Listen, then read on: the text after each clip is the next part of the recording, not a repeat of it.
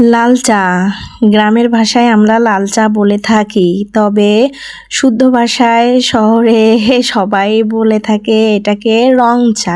তো যাই হোক, রং চাই হোক আর লাল চাই হোক, এই চা খুবই উপকারী, বিশেষ করে যাদের কাশি সর্দি রয়েছে, গলার সমস্যা রয়েছে, গলার স্বর চেঞ্জ হয়ে গিয়েছে, তাদের জন্য এই চাটা খুবই উপকারী। আমি খেয়ে খুব উপকার পেয়েছি।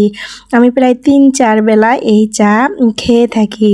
এই তো চা দিয়েই শুরু করলাম আজকে সকালে। সকালে এভাবে স্পেশালভাবে চা বানিয়েছি, রুটি করেছি, আর সাথে ছিল ডিম ভাজি প্লাস মিষ্টি ছিল।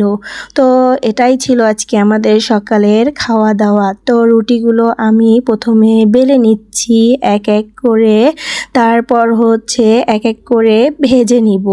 তো রুটিগুলো আমি সামান্য তেল দিয়ে ভেজে নিব। আমরা প্রতিদিন সকালে রুটি খাই না, মাঝে মাঝে সকালে রুটি খাওয়া হয়। সকালে ভাত রান্না করি, ভর্তা ভাতও মাঝে মাঝে খাওয়া হয়ে থাকে। তো আজকে রুটি বানালাম, তো 6-7টা রুটি বানিয়েছি। সবগুলোই তেল দিয়ে ভেজে নিলাম। তেল দিয়ে ভাজলে আবার ভালো লাগে খেতে।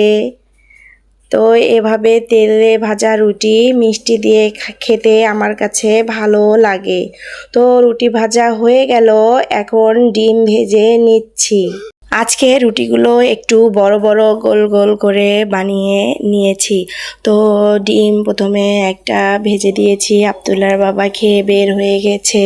তারপর আর একটা ডিম ভেজে নিয়ে এখন আমি খেয়ে নেব। তারপর হচ্ছে আব্দুল্লাহকে দিয়েছি, আব্দুল্লাহ খেয়ে নিয়েছে। আব্দুল্লাহ তো ডিম রুটি মিষ্টি একাই একাই হাত দিয়ে খেয়ে নেয়, তো আমাকে খাওয়াই দিতে হয় না, শুধুমাত্র ভাতটা আমাকে খাওয়াই দিতে হয়। তো মাঝে মাঝে ভাতও নিজের হাত দিয়ে খেয়ে নেয়, আমাকে খাওয়াই দিতে হয় না। তো সকালে তো এই তো সকালের খাবারটা নিয়ে এখন বসে পড়েছি। আমি এখন রুটি খেয়ে নিচ্ছি। তো এভাবে রুটি খেতে তো ভালো লাগে সকালের নাস্তায়। তো মাঝে মাঝে আবার রাতেও রুটি বানানো হয়, মানে শখ করে মাঝে মাঝে আমরা রাতেও রুটি খেয়ে থাকি। রুটি বানানোর পর যেগুলো প্লেট বাটি ময়লা হয়েছিল সেগুলো আমি সাথে সাথে পরিষ্কার করে রেখেছি, রান্নাঘরটাও সাথে পরিষ্কার করে নিয়েছি।